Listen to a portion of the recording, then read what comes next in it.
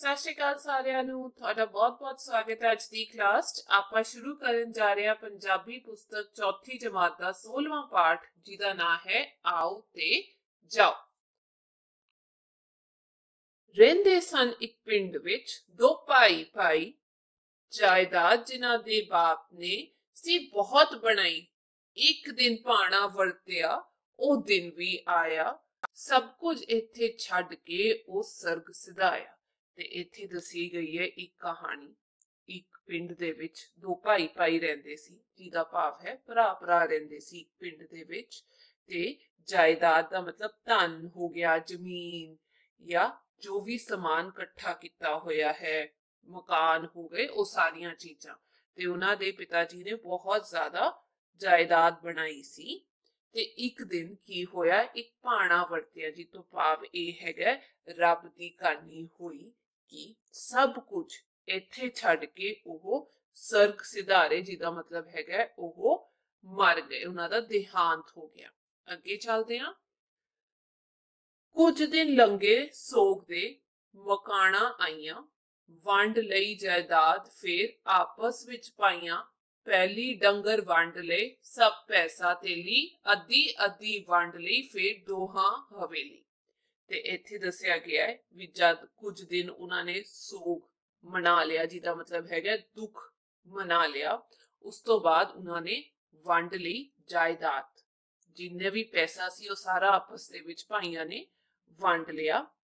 ਤੇ ਨਾਲ ਦੀ ਨਾਲ ਪਹਿਲੀ ਡੰਗਰ ਵੀ ਵੰਡ ਲਏ ਤੇ ਪੈਸਾ ਤੇਲੀ ਜਿੰਨਾ ਵੀ ਧਨ ਸੀ ਉਹ ਆਪਸ ਦੇ ਵਿੱਚ ਵੰਡ ਕੇ ਅੱਧਾ ਅੱਧਾ ਕਰ ਲਿਆ। ਫਿਰ ਦੋਹਾਂ ਨੇ ਹਵੇਲੀ ਵੀ, ਜਿਹੜਾ ਘਰ ਸੀ ਉਹ ਵੀ ਆਪਣੇ ਨਾਂ ਕਰਾ ਕੇ ਅੱਧਾ ਅੱਧਾ ਆਪਸ ਦੇ ਵਿੱਚ ਵੰਡ ਲਿਆ। ਵੱਡੇ ਭਾਈ ਸੋਚਿਆ ਹੈ ਧਨ ਬਥੇਰਾ ਕਰਾਂ ਮੈਂ। ਵੱਡੇ ਭਾਈ ਸੋਚਿਆ ਹੈ ਧਨ ਬਥੇਰਾ ਕਰਾਂ ਕੰਮ ਮੈਂ ਕਿਸ ਲਈ, ਕੀ ਥੁੜਿਆ ਮੇਰਾ। ਕੰਮ ਲਈ ਉਸ ਰੱਖ ਲਏ ਕੁਝ ਨੌਕਰ ਚਾਕਰ, ਆਪ ਰਹਿਣ ਉਹ ਲੱਗ ਪਿਆ ਸ਼ਾਹਾਂ ਦੇ ਵਾਕਰ। ਤੇ ਇੱਥੇ ਦੱਸਿਆ ਗਿਆ ਹੈ ਵੀ ਜਿਹੜਾ ਛੋਟਾ ਭਰਾ ਹੈ ਉਹਨੂੰ ਇੰਜ ਜਾਪਿਆ ਵੀ ਮੇਰੇ ਕੋਲ ਤਾਂ ਬਹੁਤ ਧਨ ਹੈਗਾ, ਮੈਂ ਕੋਈ ਕੰਮ ਕਿਉਂ ਕਰਾਂ, ਮੈਨੂੰ ਕਿਹੜੇ ਕਿਸੇ ਚੀਜ਼ ਦੀ ਘਾਟ ਹੈਗੀ ਹੈ, ਥੁੜਿਆ ਮੇਰਾ ਇਸ ਤੋਂ ਭਾਵ ਹੈ ਮੇਰਾ ਕਿਹੜਾ ਕੁਝ ਘਟ ਰਿਹਾ ਹੈ। ਇਸ ਲਈ ਉਹਨੇ ਆਪ ਕੰਮ ਨਹੀਂ ਕੀਤਾ, ਕੰਮ ਕਰਨ ਦੇ ਲਈ ਉਹਨੇ ਨੌਕਰ ਚਾਕਰ ਰੱਖ ਲਏ। ਚਾਕਰ ਦਾ ਮਤਲਬ ਵੀ ਨੌਕਰ ਹੀ ਹੁੰਦਾ ਹੈ। ਤੇ ਆਪ ਉਹ ਰਾਜਿਆਂ ਵਾਂਗ ਰਹਿਣ ਲੱਗ ਪਿਆ, ਕੋਈ ਕੰਮ ਵੀ ਨਹੀਂ ਕਰਦਾ। ਆ ਦੇਖੋ, ਸ਼ਾਹਾਂ ਦੇ ਵਾਕਰ, ਜਿਹਦਾ ਮਤਲਬ ਇਹ ਹੁੰਦਾ ਹੈ ਅਮੀਰਾਂ ਵਾਂਗ ਉਹ ਆਪ ਜ਼ਿੰਦਗੀ ਬਤੀਤ ਕਰਨ ਲੱਗ ਪਿਆ।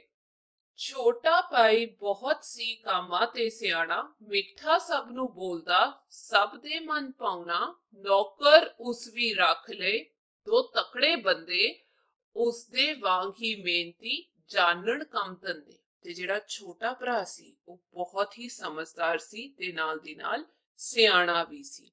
ਉਹਨੇ ਮਿੱਠਾ ਬੋਲਣਾ ਵੀ ਸਿੱਖਿਆ ਸੀ ਲੋਕਾਂ ਦੇ ਨਾਲ, ਤੇ ਸਭ ਦਾ ਮਨ ਵੀ ਭਾਉਂਦਾ ਸੀ, ਸਭ ਦਾ ਦਿਲ ਜਿੱਤ ਲੈਂਦਾ ਸੀ। ਤੇ ਉਹਨੇ ਵੀ ਨੌਕਰ ਰੱਖ ਲਏ ਸੀ ਦੋ ਤਕੜੇ ਬੰਦੇ, ਜਿਨ੍ਹਾਂ ਦਾ ਸਰੀਰ ਵਧੀਆ ਹੋਏ। ਤੇ ਉਹ ਜਿਹੜੇ ਬੰਦੇ ਸੀ ਉਹ ਵੀ ਉਸਦੇ ਵਾਂਗ ਹੀ ਮਿਹਨਤੀ ਸੀ, ਜੋ ਕੰਮਾਂ ਕਾਰਾਂ ਦੇ ਵਿੱਚ ਆਪਣਾ ਧਿਆਨ ਲਾਉਂਦੇ ਸੀ। ਦੋਵੇਂ ਕਾਮੇ ਮਿਹਨਤੀ ਤੇ ਤੀਜਾ ਭਾਈ, ਜਾਨ ਤੋੜ ਕੇ ਤੀਹਾਂ ਨੇ ਕਰੀ ਬਹੁਤ ਕਮਾਈ।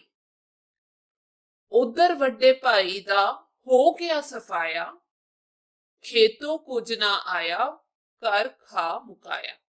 ਇੱਥੇ ਦੱਸਿਆ ਗਿਆ ਵੀ ਜਿਹੜਾ ਛੋਟਾ ਭਰਾ ਹੈ ਉਹ ਦੋਨੋਂ ਕੰਮ ਕਰਨ ਵਾਲਿਆਂ ਨੂੰ ਆਪ ਖੇਤ ਦੇ ਵਿੱਚ ਲੈ ਕੇ ਜਾਂਦਾ ਸੀ ਤੇ ਜੀ ਤੋੜ ਜਾਨ ਤੋੜ ਮਿਹਨਤ ਕਰਦਾ ਸੀ, ਬਹੁਤ ਜ਼ਿਆਦਾ ਮਿਹਨਤ ਕਰਦਾ ਸੀ। ਤੇ ਉਧਰੋਂ ਜੇ ਵੱਡੇ ਭਰਾ ਦੀ ਗੱਲ ਕੀਤੀ ਜਾਏ, ਉਹਦਾ ਹੋ ਗਿਆ ਸੀ ਸਫਾਇਆ, ਉਹਦੇ ਖੇਤਾਂ ਵਿੱਚੋਂ ਕੁਝ ਵੀ ਨਹੀਂ ਕਰ ਆ ਰਿਹਾ ਸੀ, ਕਿਉਂਕਿ ਉਹ ਘਰੇ ਬੈਠ ਕੇ ਹੀ ਖਾਣਾ ਖਾ ਰਿਹਾ ਸੀ ਤੇ ਆਪ ਬਿਲਕੁਲ ਵੀ ਮਿਹਨਤ ਨਹੀਂ ਸੀ ਕਰ ਰਿਹਾ। ਇੱਕ ਦਿਨ ਤਿੰਨੇ ਜਣੇ ਸਨ ਪਏ ਗੁੜ ਦੇ ਮੱਕੀ, ਬਾਬਾ ਸੰਤੂ ਆ ਗਿਆ ਹੱਥ ਸੋਟੀ ਚੱਕੀ। ਉਤੋਂ ਹੁਮਸ ਫਸਲ ਵੀ ਸੀ ਗੋਡਿਓਂ ਵੱਡੀ, ਤਿੰਨਾਂ ਜਣਿਆਂ ਫੇਰ ਵੀ ਗੋਡੀ ਨਾ ਛੱਡੀ।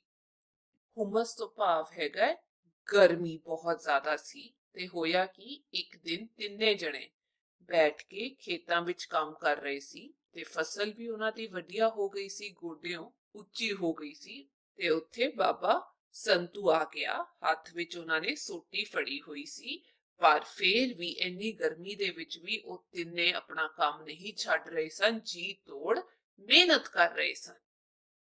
ਬਾਬਾ ਸੰਤੂ ਬੋਲਿਆ, ਗੱਲ ਦੱਸ ਇੱਕ ਸ਼ੇਰਾ, ਦਿੱਤਾ ਤੈਨੂੰ ਰੱਬ ਨੇ ਸੁੱਖ ਨਾਲ ਬਥੇਰਾ, ਇੱਕ ਗੱਲ ਦੀ ਅੱਜ ਤੱਕ ਮੈਨੂੰ ਸਮਝ ਨਾ ਆਈ, ਭੁੱਖਾ ਕਾਤੋਂ ਮਰ ਰਿਹਾ ਹੈ ਅੱਜ ਤੇਰਾ ਭਾਈ। ਤੇ ਬਾਬਾ ਸੰਤੂ ਨੇ ਪੁੱਛਿਆ ਛੋਟੇ ਭਰਾ ਨੂੰ ਵੀ ਮੈਨੂੰ ਇੱਕ ਗੱਲ ਦੱਸ ਸ਼ੇਰਾ, ਸ਼ੇਰਾ ਦਾ ਮਤਲਬ ਬਹਾਦਰਾ, ਕਿਉਂਕਿ ਉਹ ਮਿਹਨਤ ਕਰ ਰਿਹਾ ਸੀ। ਤੇ ਉਹਨੇ ਕਿਹਾ ਵੀ ਤੁਹਾਨੂੰ ਰੱਬ ਨੇ ਬਹੁਤ ਦਿੱਤਾ ਹੈ, ਰੱਜ ਕੇ ਦਿੱਤਾ ਹੈ, ਸੁੱਖ ਨਾਲ ਬਥੇਰਾ ਹੈਗਾ ਤੁਹਾਡੇ ਕੋਲ, ਪਰ ਮੈਨੂੰ ਇੱਕ ਗੱਲ ਅਜੇ ਤੱਕ ਸਮਝ ਇਹ ਨਹੀਂ ਆਈ ਵੀ ਤੇਰਾ ਜਿਹੜਾ ਵੱਡਾ ਭਰਾ ਹੈ ਉਹ ਕਾਤੋਂ ਅੱਜ ਵੀ ਭੁੱਖਾ ਮਰ ਰਿਹਾ, ਇੰਜ ਕਿਉਂ ਜਾਪਦਾ ਜਿਵੇਂ ਉਹਦੇ ਕੋਲ ਖਾਣ ਦੇ ਲਈ ਹੈਗਾ ਹੀ ਨਹੀਂ ਕੁਝ। ਛੋਟੇ ਆਖਿਆ, ਬਾਬਾ ਜੀ ਤੁਸੀਂ ਆਪ ਸਿਆਣੇ, ਘਰੇ ਬੈਠਿਆਂ ਰੱਬ ਨੇ ਕਦ ਕੱਲੇ ਦਾਣੇ, ਬਸ ਇੱਕੋ ਹੀ ਗੱਲ ਹੈ ਹੋਰ ਫਰਕ ਨਾ ਦੂਜਾ, ਉਸ ਲਈ ਕੰਮ ਹਰਾਮ ਹੈ ਮੇਰੇ ਲਈ ਪੂਜਾ। ਤੇ ਛੋਟੇ ਨੇ ਜਵਾਬ ਦਿੱਤਾ ਵੀ ਤੁਸੀਂ ਆਪ ਹੀ ਬਹੁਤ ਸਿਆਣੇ ਹੈਗੇ ਹੋ ਬਾਬਾ ਜੀ, ਸਮਝਦਾਰ ਹੈਗੇ ਹੋ, ਮੈਨੂੰ ਆ ਦੱਸੋ ਵੀ ਘਰੇ ਬੈਠੇ ਰੱਬ ਨੇ ਕਦ ਕੱਲੇ ਦਾਣੇ, ਵੀ ਤੁਹਾਨੂੰ ਕਦ ਪਰੋਸਿਆ ਹੋਇਆ ਖਾਣਾ ਮਿਲ ਗਿਆ ਜੇ ਤੁਸੀਂ ਘਰੇ ਆਰਾਮ ਨਾਲ ਬੈਠੇ ਹੋ।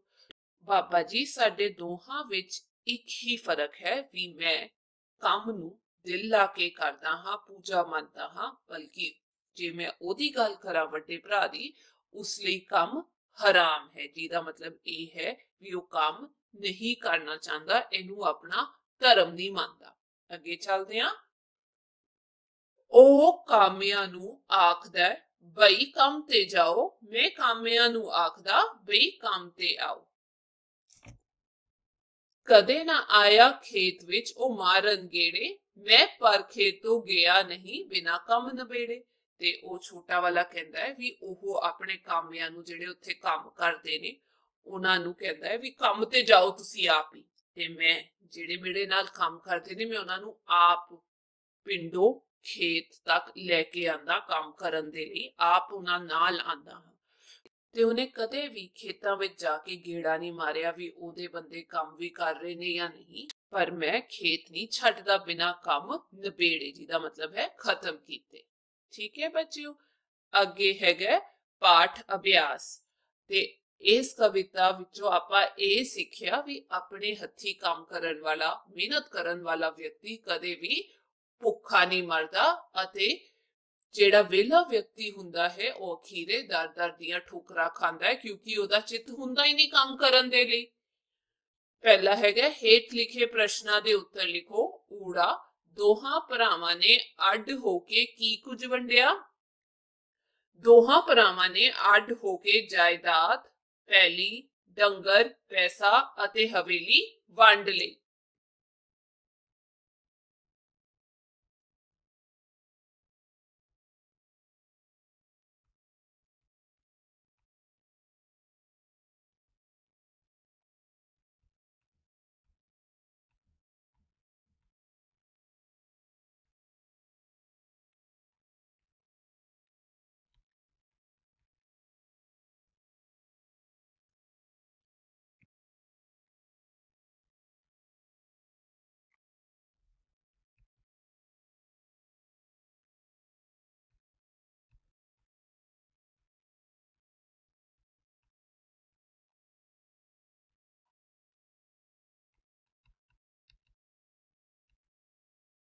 ਐੜਾ, ਜਾਇਦਾਦ ਵੰਡਣ ਪਿੱਛੋਂ ਵੱਡੇ ਭਰਾ ਨੇ ਕੀ ਸੋਚਿਆ?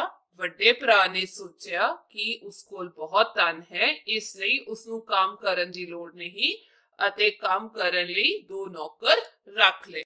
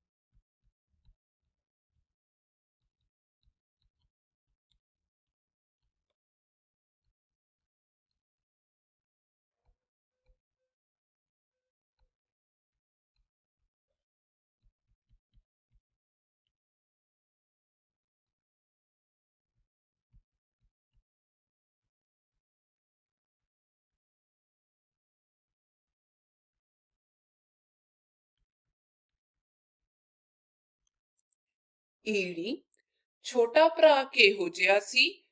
ਛੋਟਾ ਭਰਾ ਬਹੁਤ ਮਿਹਨਤੀ ਅਤੇ ਕੰਮ ਕਰਨ ਵਾਲਾ ਸੀ। ਉਹ ਹਰ ਇੱਕ ਨਾਲ ਇੰਨਾ ਮਿੱਠਾ ਬੋਲਦਾ ਸੀ ਕਿ ਸਾਰਿਆਂ ਦੇ ਦਿਲ ਨੂੰ ਚੰਗਾ ਲੱਗਦਾ ਸੀ।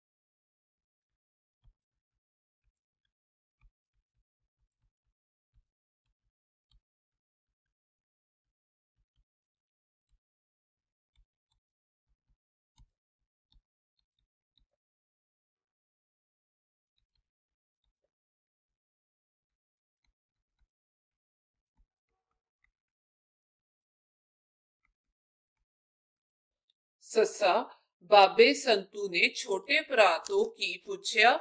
ਬਾਬੇ ਸੰਤੂ ਨੇ ਪੁੱਛਿਆ ਕਿ ਰੱਬ ਨੇ ਤੁਹਾਨੂੰ ਦੋਹਾਂ ਭਰਾਵਾਂ ਨੂੰ ਬਹੁਤ ਧਨ ਦਿੱਤਾ ਸੀ, ਪਰ ਤੇਰਾ ਵੱਡਾ ਭਰਾ ਅੱਜ ਭੁੱਖਾ ਕਿਉਂ ਮਰ ਰਿਹਾ ਹੈ?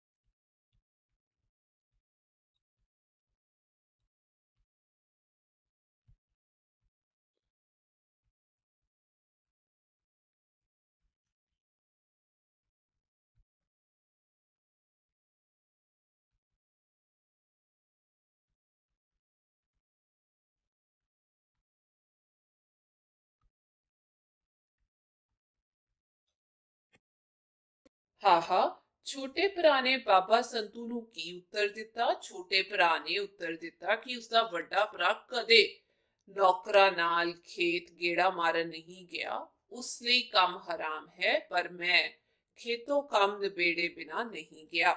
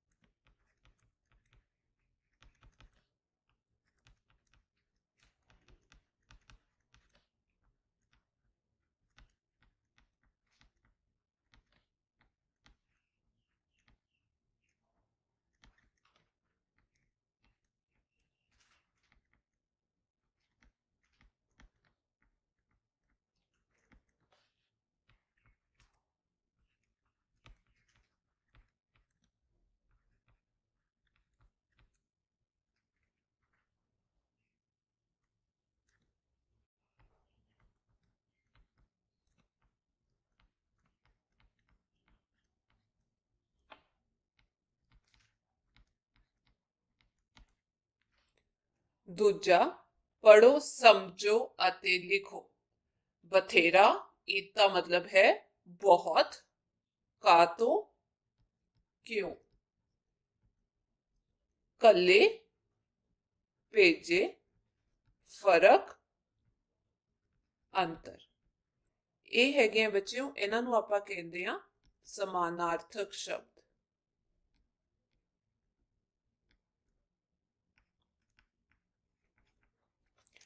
तीजा है लिंग बदलो, दादा दादी, भाई भैन, नौकर नौकरानी, शेर शेरनी, भैन भरा। चौथा है विरोधी शब्द लिखो, सोग खुशी, मिठास कड़कतन,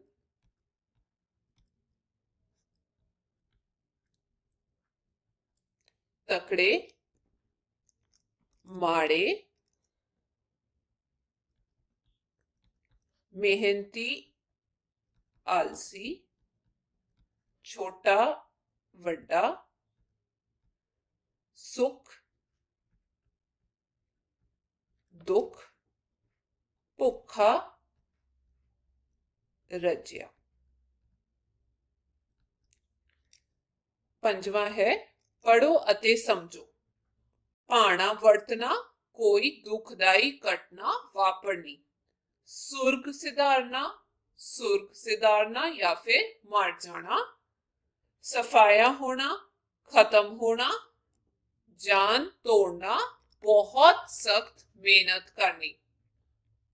छेवां हेठ लिखिया सतरां दे अर्थ अपने अध्यापक तो समझो अते लिखो। इत्थे लिखिया ਉਹ ਕਾਮਿਆਂ ਨੂੰ ਆਖਦਾ ਬਈ ਕੰਮ ਤੇ ਜਾਓ, ਮੈਂ ਕਾਮਿਆਂ ਨੂੰ ਆਖਦਾ ਬਈ ਕੰਮ ਤੇ ਆਓ। ਇਹਦੇ ਦੋ ਉੱਤਰ ਲਿਖ ਸਕਦੇ ਹਾਂ ਆਪਾਂ। ਇੱਕ ਤਾਂ ਵੱਡਾ ਭਰਾ ਆਪ ਕੰਮ ਨਾ ਕਰਕੇ ਮਜ਼ਦੂਰਾਂ ਤੋਂ ਸਾਰਾ ਕੰਮ ਕਰਵਾਉਂਦਾ ਸੀ ਅਤੇ ਇਸ ਦੇ ਉਲਟ ਛੋਟਾ ਭਰਾ ਆਪਣੇ ਹੱਥੀ ਖੇਤ ਦਾ ਸਾਰਾ ਕੰਮ ਨਿਪਟਾ ਕੇ ਘਰ ਪਰਤਦਾ ਹੁੰਦਾ ਸੀ। ਜਾਂ ਤੁਸੀਂ ਲਿਖ ਸਕਦੇ ਹੋ ਵੱਡਾ ਭਰਾ ਕਾਮਿਆਂ ਨੂੰ ਖੇਤਾਂ ਵਿੱਚ ਕੰਮ ਕਰਨ ਲਈ ਜਾਣ ਲਈ ਕਹਿੰਦਾ ਸੀ ਪਰ ਆਪ ਘਰ ਵਿੱਚ ਵਿਹਲਾ ਬੈਠਾ ਰਹਿੰਦਾ ਸੀ। ਇਸ ਦੇ ਉਲਟ ਉਸਦਾ ਛੋਟਾ ਭਰਾ ਕਾਮਿਆਂ ਨੂੰ ਕਹਿੰਦਾ ਸੀ ਕਿ ਚਲੋ ਕੰਮ ਉੱਤੇ ਚਲੀਏ। ਇਸ ਤਰ੍ਹਾਂ ਉਹ ਖੇਤਾਂ ਵਿੱਚ ਆਪ ਉਹਨਾਂ ਤੋਂ ਕੰਮ ਲੈਂਦਾ ਸੀ। ਆਪਾਂ ਦੋਵੇਂ ਲਿਖ ਲਾਂਗੇ।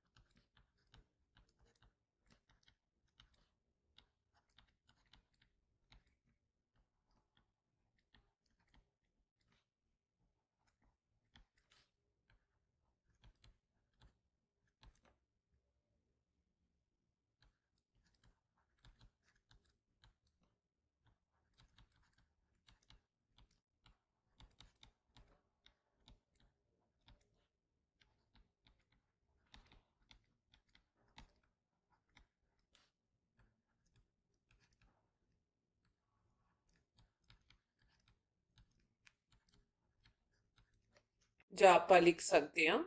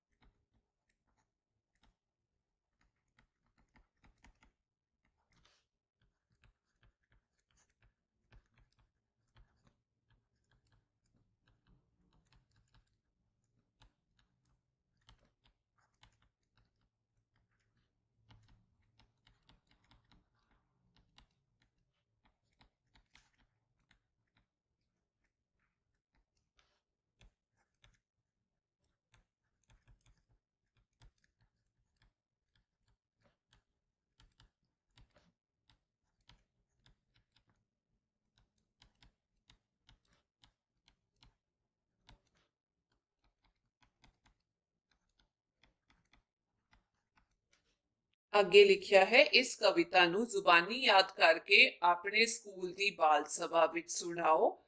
ਪਾਣੀ ਹੀ ਜੀਵਨ ਹੈ ਤੇ ਪਾਣੀ ਹੀ ਕੁਦਰਤ ਦੀ ਸਭ ਤੋਂ ਵੱਡੀ ਦੇਣ ਹੈ ਤੇ ਸਾਨੂੰ ਪਾਣੀ ਨੂੰ ਵਿਅਰਥ ਨਹੀਂ ਗਵਾਉਣਾ ਚਾਹੀਦਾ। ਤੇ ਇਹ ਸੀ ਬੱਚਿਓ ਅੱਜ ਦੀ ਕਲਾਸ। ਮੈਂ ਉਮੀਦ ਕਰਦੀ ਹਾਂ ਤੁਹਾਨੂੰ ਵਧੀਆ ਲੱਗੀ ਹੋਏਗੀ ਤੇ ਤੁਹਾਨੂੰ ਕੁਝ ਸਿੱਖਣ ਨੂੰ ਮਿਲਿਆ ਹੋਏਗਾ। ਹੁਣ ਆਪਾਂ ਅਗਲੀ ਕਲਾਸ ਮਿਲਾਂਗੇ, ਤਦ ਤੱਕ ਤੁਸੀਂ ਆਪਣਾ ਧਿਆਨ ਰੱਖਿਓ। ਸਤਿ ਸ਼੍ਰੀ ਅਕਾਲ।